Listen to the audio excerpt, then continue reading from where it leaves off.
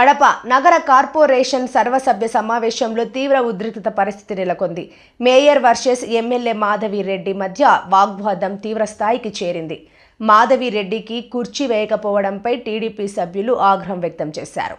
Mayor podium వద్దే నిలబడి MLA నిరసన తెలిపారు. ఇదేనా మహిళలకు ఇచ్చే గౌరవం అంటూ మేయర్ను నిలదీశారు. ఈ క్రమంలో వైఎస్ఆర్సీపీ, టీడీపీ కార్పొరేటర్లు పోటాపోటీగా నినాదాలు చేశారు. సోమవారం ఉదయం 11 గంటలకు నగర కార్పొరేషన్ సర్వసభ్య సమావేశం ప్రారంభమైంది. ఇప్పుడు కూడా ఎమ్మెల్యే మాధవిరెడ్డికి మేయర్ ఛాంబర్లో కుర్చీ వేయలేదు. మేయర్ సురేష్ బాబు, మాధవిరెడ్డి మధ్య వాగ్వాదం జరిగింది.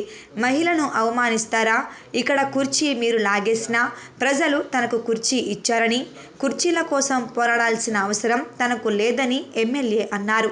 సమావేశమంతా నిల్చొని మాట్లాడే శక్తి తనకుందన్నారు. మేయర్కు ఈ సలహా ఎవరు ఇచ్చారో తెలియదు, కానీ కడప నియోజకవర్గంలోని మహిళలను అవమానిస్తే వాళ్ళ నాయకుడు సంతోషిస్తాడో లేకపోతే మేయర్ కార్పొరేటర్ల కుర్చీలు తీసివేస్తారేమో అన్న భయం పట్టుకుందో తెలియదు, కానీ కుర్చీలాట మొదలెట్టారని ఎమ్మెల్యే మండిపడ్డారు. ఈ క్రమంలో సమావేశంలో గందరగోళం నెలకొంది. ఒకవైపు వైఎస్ఆర్సీపీ, మరోవైపు టీడీపీ కార్పొరేటర్లు నిరసన తెలిపారు.